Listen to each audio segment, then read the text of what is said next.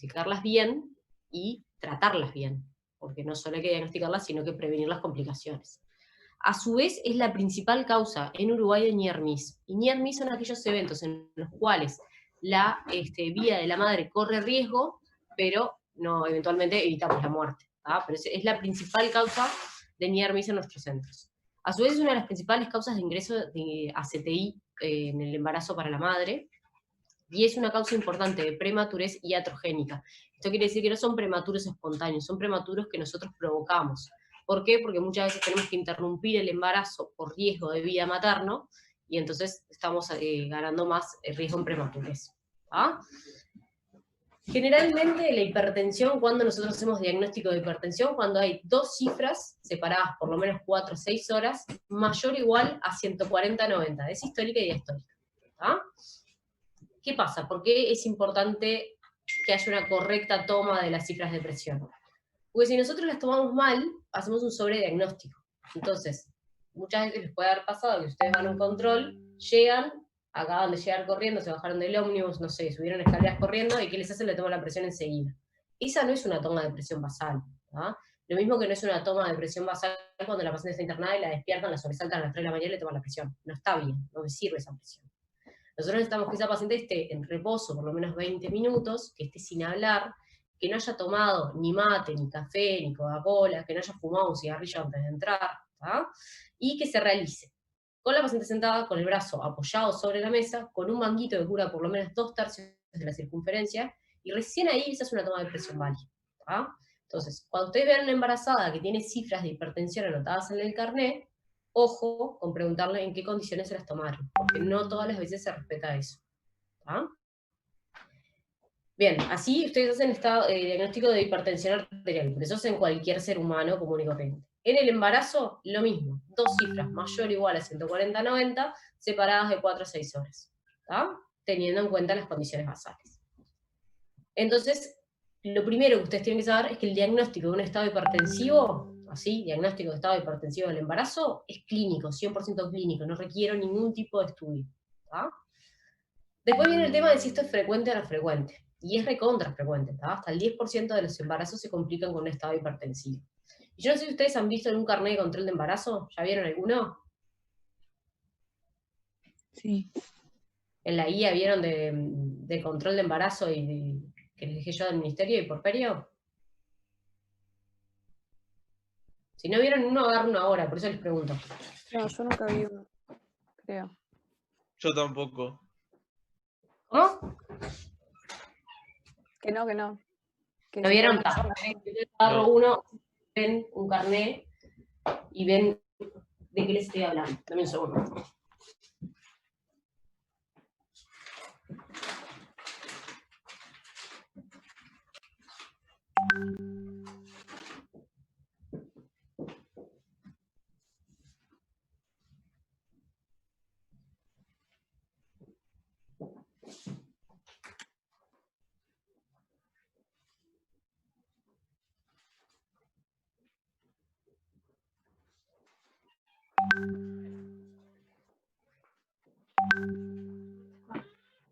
Muy bien, bueno.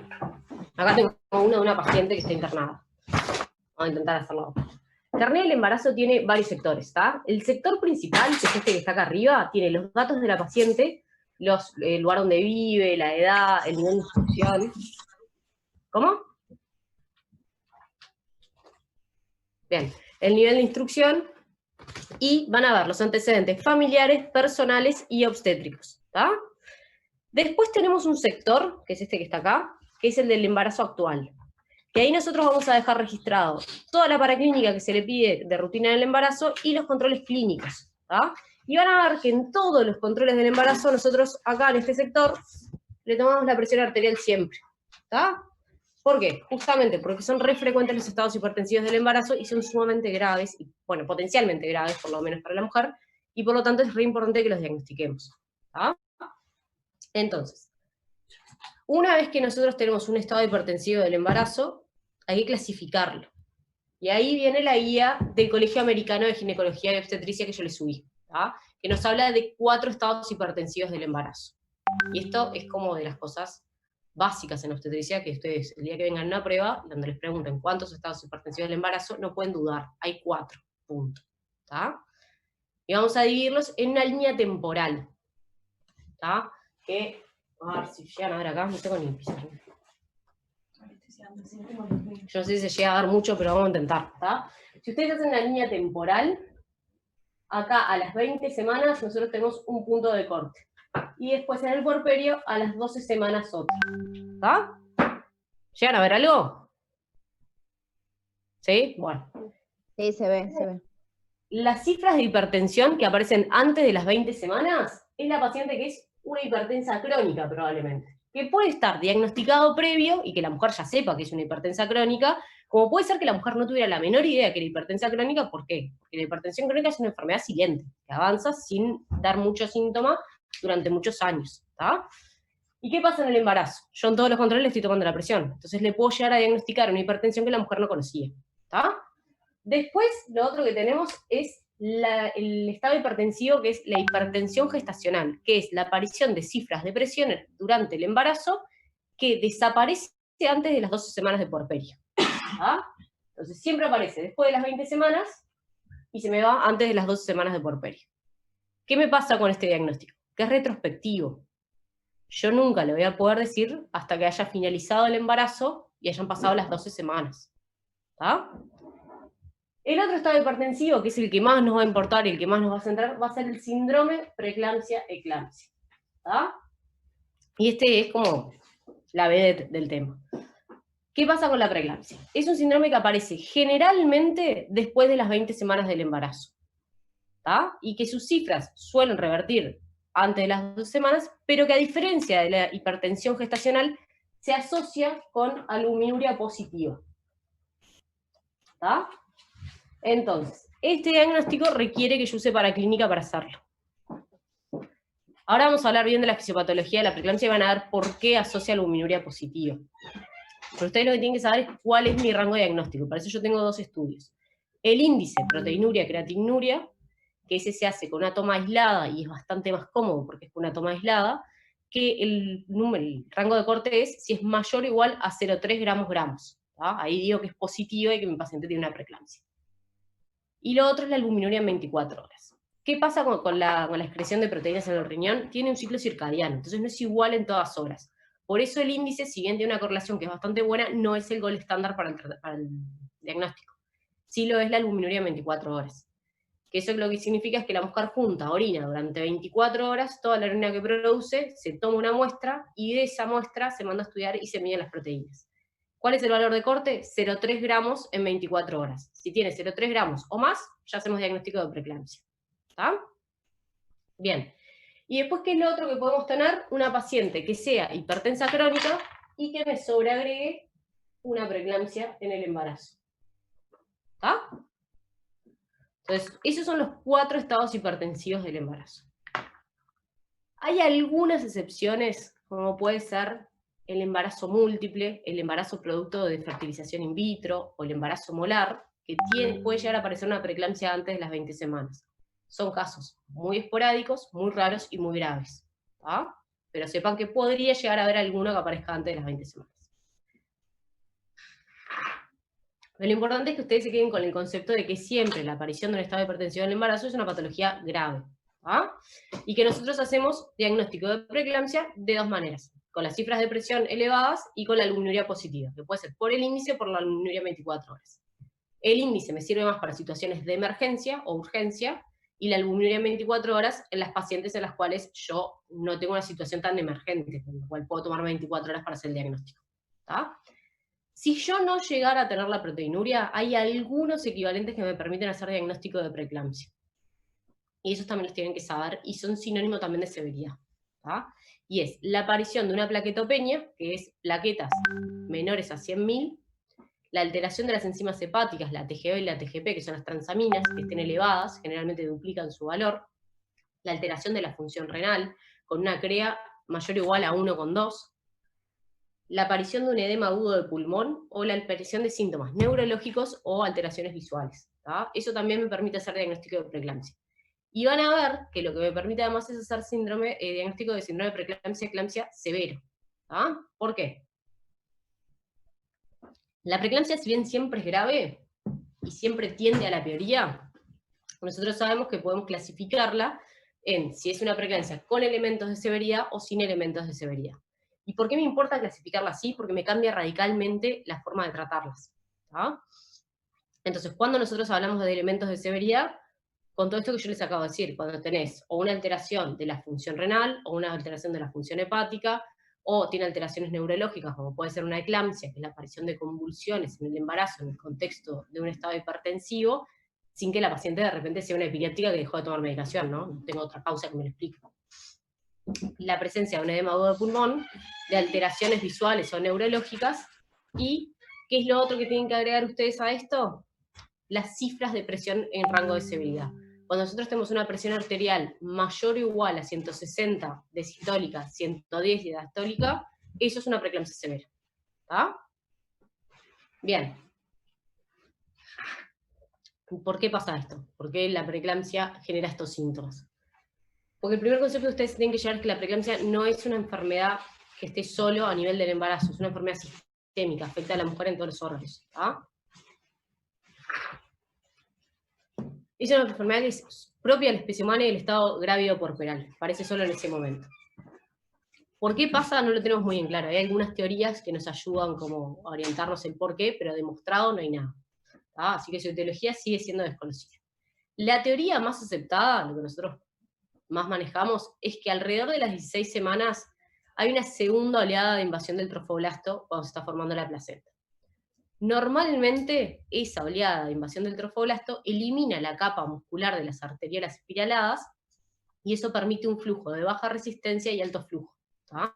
Porque es necesario para mantener ese embarazo. En las pacientes que desarrollan una preeclampsia hay una falla en esa invasión del trofoblasto y esa capa muscular de las arteriolas espiraladas no se elimina. Entonces queda un flujo sanguíneo que es de mayor resistencia, ¿tá?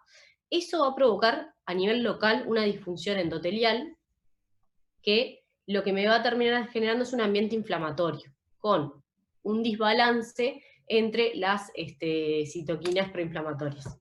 Eso me va a generar como un ciclo de hipoperfusión, producto de esa disfunción endotelial, que además me genera isquemia y me genera más inflamación. ¿tá? Y eso pasa a nivel de todo el organismo, por eso decimos que es una enfermedad sistémica. ¿tá? Y entonces si uno lo va analizando por distintos órganos, va entendiendo los síntomas que va dando la preeclampsia. Si hablamos a nivel del sistema nervioso central, esa situación de hipoperfusión, isquemia y edema que se produce es responsable de que la mujer me pueda agregar convulsiones, configurando una eclampsia. ¿tá? ¿Qué es lo otro que me puede pasar? Que la mujer tenga alteraciones visuales de repente. ¿Por qué? Porque puede llegar a hacerme una CV, un accidente cerebrovascular, o puede tener episodios de pérdida de fuerza o de sensibilidad. ¿tá? Todo producto de este ambiente inflamatorio e isquémico. Si nos vamos a lo que es el aparato respiratorio... Una pregunta. Sí. Cuando te referís a alteraciones visuales, ¿te referís a la presencia de fosfenos y cuando la mujer te dice que ve así como... Hablo de escotoma, de pérdida de visión, de visión borrosa. Lo otro son parte del síndrome funcional hipertensivo, que es lo que nosotros vamos a buscar en la clínica, que ahora vamos a eso. Bien. A nivel cardiovascular y respiratorio, ¿qué me puede pasar? Puedo tener un edema agudo de pulmón, que eso es un elemento grave, un infarto, un ángulo inestable, todas esas cosas pueden pasar. A nivel de lo que es digestivo, ¿qué síntomas nos podemos llegar a encontrar? Bueno, la disfunción a nivel hepático puede generar sangrados y un hematoma que distienda la cápsula de Gleason, que es la cápsula que recubre el hígado, y eso da un dolor muy característico, como un dolor en barra, que se extiende desde epigastrio hacia ambos hipocondrios. A nivel renal, ¿qué pasa? También tenemos isquemia e hipoperfusión. Y ahí tenemos una cosa que se llama la endoteliosis capilar glomerular, que es como una lesión típica de la preeclampsia que suele revertir. Pero, a nivel del riñón, también lo que me está pasando es que cuando yo empiezo a tener esta situación de isquemia, me aumenta el filtrado, y empiezo a perder proteínas por la orina. Y por eso nosotros hacemos diagnóstico de la preeclampsia. A su vez, a nivel de lo que es la vasculatura sistémica, nosotros lo que estamos pasando es que esa disfunción endotelial me permite como una extravasación de todas las proteínas al espacio extravascular. ¿tá? Entonces hay como una hipooncosis generalizada. Entonces estas mujeres que tienen edemas, pierden proteínas por el riñón y tienen más hemoconcentración, ¿tá? Bien.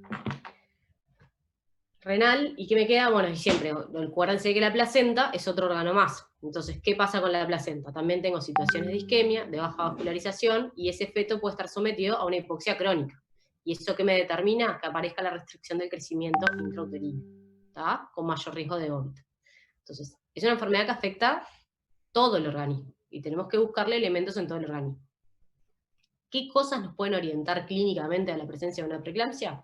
Bueno, nos pueden orientar la aparición del síndrome funcional hipertensivo, que eso aparece cuando nosotros tenemos un descontrol de las cifras de presión, ¿tá? Eso es, más allá del embarazo, le pasa a cualquier ser humano. Si están elevadas, nos vamos a encontrar con que la paciente puede tener acufenos, que es que escuche zumbidos en los oídos, fosfenos, que es que vea como destellos de luz, ¿tá? La presencia de una epigastralgia también puede estar. Entonces esas son cosas que nosotros tenemos que preguntar. A su vez, a la embarazada le tienen que preguntar la aparición de edemas. ¿Qué pasa?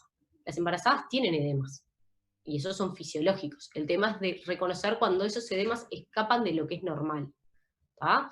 Si una paciente viene y me dice que está embarazada de 34 semanas y que tiene los tobillos hinchados, a mí no me llama la atención, porque yo ya sé que esos edemas son esperables para la gestacional que ella tiene. Ahora, si viene y me dice, en una semana se me hinchó la cara, se me hincharon las manos, no me puedo poner los anillos y no me reconozco la cara cuando me miro en el espejo, ese es un edema que me llama la atención, que no es normal, ¿tá? ¿Qué es lo otro que le van a preguntar? Si ella refiere pérdida de proteína por la orina. ¿Cómo lo va a hacer? Por la presencia de orinas espumosas, ¿tá? Y espumosas no es un poquitito de espuma, no, es espuma como cerveza. Cuando uno sirve un vaso de cerveza y ve espuma, espuma, ¿tá? Eso les tiene que llamar la atención, y hay que sospechar de que hay un estado hipertensivo y una preeclampsia sobreagregada. Y si ustedes después se fijan de vuelta en el carnet, que ahora le doy, no, mira, acá tengo otro. En un carnet, nosotros, además de mirarle si la señora tiene cifras de presión elevadas en todos los controles, ven ahí, acá les preguntamos a todas proteinuria, a ver si la paciente refiere pérdida de proteínas por la orina, ¿tá? Y lo otro que hacemos, que nos ayuda bastante a darnos cuenta si una paciente está reteniendo líquidos y está haciendo un edema, es el peso en todos los controles, ¿tá? No es una situación de pesarla por estigmatizarla a la pobre señora a ver si está aumentando o no aumentando en su embarazo, es porque nos interesa saber si tenemos una situación de riesgo, ¿tá? Eso es clínicamente lo que nosotros buscamos. Ahora, ¿todas las pacientes tienen el mismo riesgo de desarrollar una preeclampsia? No. Hay algunos grupos que nosotros ya sabemos que tienen un mayor riesgo de desarrollarlo. Y en eso van a encontrar que lo primero es la edad materna, ¿tá? Las pacientes que son adolescentes o mayores de 35 años tienen más riesgo de desarrollar una preeclampsia. Si tuvo en un embarazo previo una preeclampsia, aumenta el riesgo hasta 7 veces. Si tiene el antecedente familiar de que su madre o de su hermana tuvo una preeclampsia, también aumenta el riesgo. Si es obesa, tiene un índice de masa corporal al inicio del embarazo de 30 o mayor, ya también nos aumenta el riesgo. Si tiene un embarazo molar, también. Si es un embarazo múltiple, también. Si es un embarazo producto de una fertilización in vitro, también. Si tiene una trombofilia, un síndrome antifosfolipídico, también aumenta el riesgo. Y se ve más frecuentemente en las pacientes que están cursando su primer embarazo, ¿tá? De las teorías, yo ya les dije, nosotros aceptamos la fisiopatología como la teoría más aceptada, la falla la segunda ola de invasión de trofoblasto. Ahora, ¿por qué algunas pacientes lo hacen y otras no? Ahí hay millones de teorías de si esto es un componente hereditario, si es algo ambiental, si es algo más inmunológico. Entonces ahí van a empezar a encontrar las teorías de que es un síndrome heredado familiar, que no está demostrado, que puede ser por baja exposición a agentes inmunológicos durante el embarazo, como puede ser el semen, entonces que las pacientes primigestas o que no han tenido muchas parejas tienen más riesgo, ¿tá? Son teorías, nada está demostrado, lo que sí se ve es que hay grupos que tienen mayor riesgo de desarrollarla que otros, ¿tá? Dentro de las complicaciones, a nivel materno ya las fuimos viendo, vieron que son complicaciones graves, con riesgo de ingreso a CTI, con riesgo de muerte. A nivel fetal, ya les dije, es un feto que está expuesto a una hipoxia crónica. Entonces, ¿cuál es el riesgo? De que me desarrolle una restricción del crecimiento, de que me ovite, producto de esa hipoxia crónica, de que tengamos una sospecha de hipoxia fetal que me haga tener que hacer un nacimiento de emergencia, ¿tá? Y lo otro, que no nos tenemos que olvidar, es que tiene mucho más riesgo de ser prematuros y atrogénicos, porque nosotros lo interrumpimos por riesgo de vía materna, ¿tá? A nivel ovular, sabemos que los estados hipertensivos del embarazo se asocian mucho más con el desprendimiento prematuro de placenta normoinserta. Entonces ese es otro riesgo que corre. ¿Está? Entonces estas pacientes, ¿cómo las vamos a estudiar? Hay que como dividir la paraclínica para qué la vamos a pedir y qué vamos a mirar.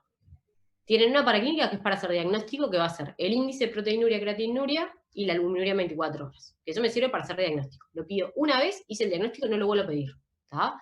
Porque a mí el valor de la albuminuria no me habla de severidad. Me habla si es positivo o negativo, si es una preeclampsia o no. Pero no me sirve para graduarla en esta es más grave o menos grave. ¿Está? Para valorar la salud materna, vamos a pedir otros estudios. Que va a ser un hemograma. ¿Por qué? Porque yo quiero ver que no estemos concentrando, que no tengo un hematocrito mayor a 40, que no tengo una plaquetopenia, que ya les dije que era un elemento de severidad, ¿tá? Las plaquetas están normales. Le vamos a pedir una función renal para ver cómo está esa CREA. Yo ya les dije que un elemento de severidad es que tenga una CREA de 1,2 o más. Entonces vamos a mirar la función renal cómo está. Vamos a pedir un funcional simograma hepático. ¿Por qué? Porque las transaminas pueden estar elevadas. También me orientan a severidad. ¿Tá? Y en las hipertensas crónicas, recuerden que hace muchos años que esta enfermedad puede estar funcionando en forma silente y puede haber generado daño órgano blanco. Entonces, ¿qué le voy a pedir para valorarla? Además de la función renal, le voy a agregar un fondo de ojo para poder valorar las repercusiones de esta hipertensión crónica. ¿Tá? Le voy a pedir un electrocardiograma. ¿Por qué? Porque también me puede orientar a que haya repercusiones, remodelado de lo que es el ventrículo izquierdo y una alteración de la función cardíaca. Si yo llegara a ver alguna alteración en el electrocardiograma y al cardiólogo le parece pertinente, agregamos un ecocardiograma. ¿Tá? Y nada, lo otro es que las vemos en conjunto con cardiólogos, estos pacientes. ¿Tá? Para valorar la salud fetal, lo que le van a pedir va a ser una ecografía obstétrica para ver el crecimiento de ese feto, por el riesgo de que ya hablamos, mayor riesgo de restricción, yo quiero ver que crezca bien. Y lo otro que vamos a medir es un estudio que es la ecografía Doppler. El ecodoppler lo que me sirve es que es un estudio no invasivo de imagen que me permite ver lo que es la irrigación del útero, la placenta y el feto. Mirando cómo, qué arterias. La arteria uterina, la arteria umbilical, que me habla de la placenta, y la arteria cerebral media, que me habla del feto. ¿Ah? Entonces, yo ahí lo que puedo ver es si tenemos aumento o disminución de las resistencias en función de si está habiendo un compromiso de la irrigación de este feto. ¿Ah? Sepan que las hipertensas crónicas suelen tener aumentada la resistencia de las arterias uterinas, que es como lo esperable de encontrar en ellas. ¿Tá? Y lo otro que le podemos pedir de valoración de salud fetal a estos fetos, si son de 32 semanas o más, es el cardiotocograma basal. ¿Tá? Que era lo que hablábamos el otro día, que es ese estudio que me permite escuchar los latidos del feto durante 20 minutos y valorar la frecuencia cardíaca fetal, la variabilidad, ver si tiene ascensos con los movimientos. ¿Tá? Eso me habla todo de salud fetal. Y ver los movimientos. En cuanto al tratamiento, acá se van a dividir como en dos grandes grupos. La preeclampsia sin elementos de severidad y la que tiene elementos de severidad. Vamos a hablar primero de la que no tiene elementos de severidad. Esa, yo puedo tener un manejo ambulatorio. ¿Tá? ¿Es una paciente de mayor riesgo? Sí. La tengo que ver más seguido, se tiene que controlar en una policlínica que sea de alto riesgo obstétrico, pero perfectamente puedo tener un seguimiento ambulatorio si no aparecen elementos de severidad. ¿Qué cosas voy a preguntar? Bueno, la voy a ver mínimo cada 2 semanas, para ver que ella no me agregue elementos de severidad, que es lo que yo estoy queriendo descartar. Entonces, ¿qué le van a pedir durante esas 2 semanas que ustedes la están viendo? Y bueno, que la paciente, si en algún momento presenta síntomas de síndrome funcional hipertensivo, concurra a tomarse la presión. Y que si tiene una cifra de severidad de 160, 110 o más, concurra a la puerta de emergencia. ¿Tá? Lo otro que le van a pedir es que igual, de todas formas, se tome la presión aunque esté asintomática, por lo menos 2 veces por semana, para que nosotros ir viendo cómo viene ese control de las cifras. En cada control que le vamos a dar, le vamos a pedir la paraclínica, el hemograma, la función renal, la función del simograma hepático, para ver que no aparezcan alteraciones paraclínicas. Y lo otro es que vamos a estar reatentos al crecimiento de este feto y le vamos a pedir ecografía cada 2 semanas para descartar que no me agregue una restricción del crecimiento. ¿Está? Como yo les dije, la preeclampsia siempre es potencialmente grave. Entonces, una vez que yo llego al término, las 37 semanas, no se justifica seguir este embarazo, porque yo sé que si sigo esperando que arranque el trabajo de parto espontáneo, lo que le estoy haciendo es sumando riesgo a la madre y al feto. ¿Tá? Porque tiene mucho más riesgo de agregarme elementos de severidad y pasar a ser una paciente completamente diferente. En la preeclampsia severa, ustedes la van a tener que definir según la edad gestacional. Si yo diagnostico una preeclampsia severa a las 35 semanas, la interrumpo enseguida. No me preocupa nada más que interrumpirla, ya está. Ahora, si yo diagnostico una preeclampsia severa a las 26 semanas, ese prematuro las chances son bastante pocas. Entonces, ¿qué tratamos de hacer? De estabilizarlas en un centro que pueda manejar esa paciente, que no es cualquier centro. ¿Ah? ¿En qué sentido la vamos a estabilizar? Bueno, tenemos que ver cómo estamos haciendo nosotros el diagnóstico de preeclampsia severa. Si lo estamos haciendo por cifras de severidad, lo que tenemos que hacer es tratarle las cifras de hipertensión arterial. ¿Tá? Entonces, si yo tengo una paciente que me está haciendo cifras 180, 120, a esa paciente yo le tengo que dar una medicación para bajarle la presión. Y dentro de esa medicación que tenemos nosotros, el labetalol, ¿tá? Que es un fármaco que lo damos intravenoso, se da en bolo, y empezamos con dosis de 20 miligramos, esperamos 15 a 20 minutos, le tomamos de vuelta la presión, y vemos si hay que repetir la dosis. ¿Tá? El labetalol se da en dosis cada vez crecientes que se duplica, es 20, 40, 80. ¿Tá? Y ustedes Perdón, tienen profe, ¿cómo dijiste? ¿Dabetalol?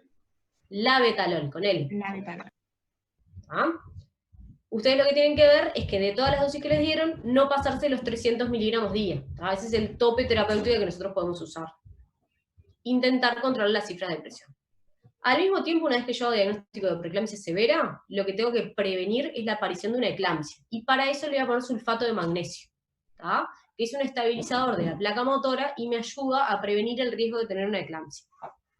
El sulfato de magnesio se da a las dosis que ustedes vieron que está escrito, que es 4 gramos en 250 centímetros cúbicos de suero fisiológico y se pasan 20-30 minutos. ¿Tá?